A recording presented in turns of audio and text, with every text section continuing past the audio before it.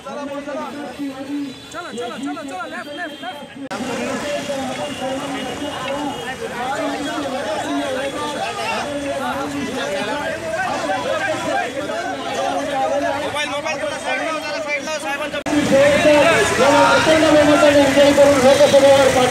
हा विजय खऱ्या अर्थाने या परिसरातील समस्त नागरिकांचा विजय असेल। हा विजय जगाच्या विश्वाचा प्रभू श्रीरामाच्या विकासाचा असेल। हा विजय महाराष्ट्राच्या विकासाचा असेल। हा विजय देशाच्या विकासाचा असेल।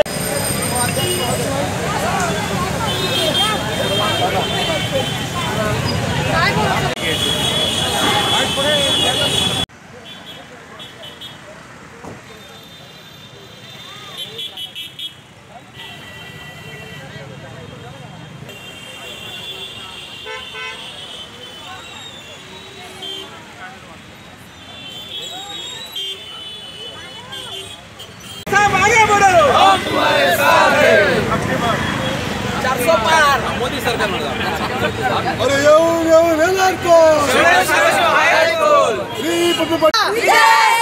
महायुतीचा साहेब आगे बढ़ो, हम तुम्हारे साथ हैं। साहेब आगे बढ़ो, हम तुम्हारे साथ हैं।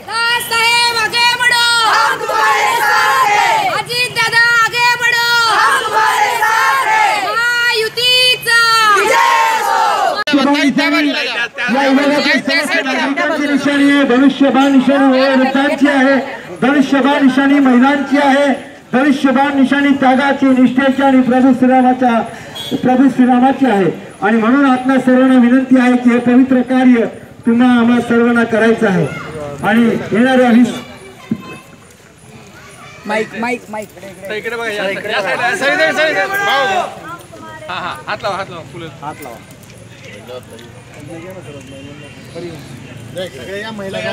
2019ला शिवसेना प्रमुख बाळासाहेब ठाकरे यांचं स्वप्न साकार करण्याची संधी तुम्ही मला दिली आणि दोनदा या ठिकाणी खासदारपदाचा बहुमान दिला।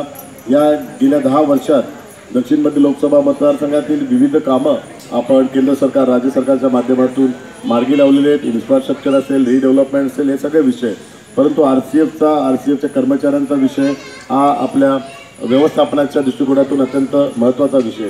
ज्यावेळी 2014ला मी निवडून आलो त्यावेळी आरसीएफचं संपूर्ण व्यवस्थापन आणि त्यावेळी कर्मचाऱ्यांमध्ये पण एक द्विधा मनस्थिती होती, एक त्यांच्यामध्ये भीतीचं वातावरण पण होतं।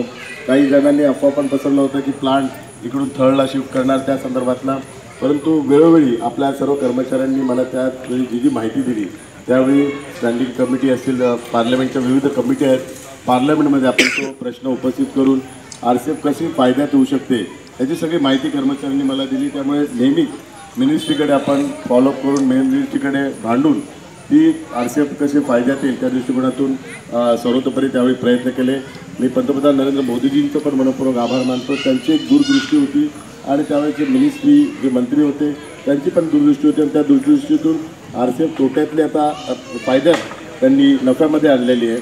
आणि त्याचा एक युरिया असेल, वेगवेगळं जे जगाला देशाचं कौतुक आहे नॅनो युरियाच्या बाबतीत, पण जे विविध प्रकल्प आणि जे प्रोडक्ट आपण काढत आहोत देशाच्या प्रगतीत त्याचा मोठा सहभाग आहे। तर आरसीएफचा पण देशाच्या प्रगतीमध्ये ॲग्रिकल्चर पूर्ण ह्याच्यात एक मोठा सहभाग आहे। आणि मला नेहमीच आरसीएफचं पूर्ण प्लांट आणि ह्या ठिकाणी आपली कॉलनी दक्षिण मध्य लोकसभा मतदारसंघात आहे याचा नेहमीच मला अभिमान राहिलेला आहे। त्यामुळे नेहमीच कर्मचाऱ्यांच्या पाठीशी उभं राहिलेलं आहे। कर्मचाऱ्यांच्या ज्या काही समस्या आहेत त्या वेळोवेळी व्यवस्थापनाकडे आपण मांडलेल्या आहेत। आपण मध्यंतरी मंत्री महोदयांना मिळून आपल्या ज्या सगळ्या मागण्या आहेत त्या मागण्या पण त्यांच्यापर्यंत ठेवलेल्या आहेत। सगळ्या मागण्यांसाठी त्यांनी पॉझिटिव्ह रिस्पॉन्स पण दिलेला आहे।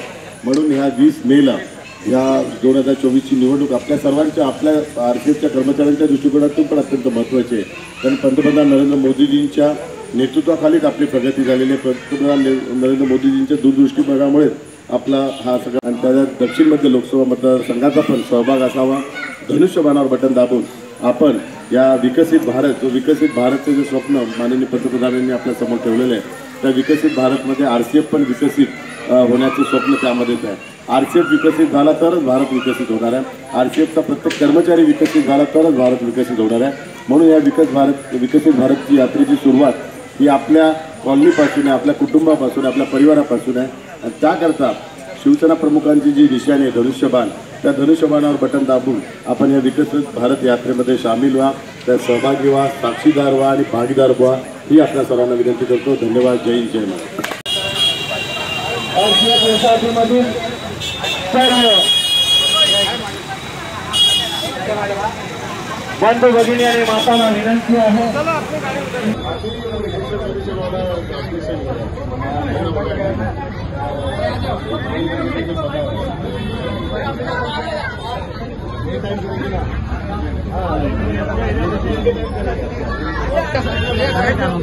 फोटो निकाल. चले चले हम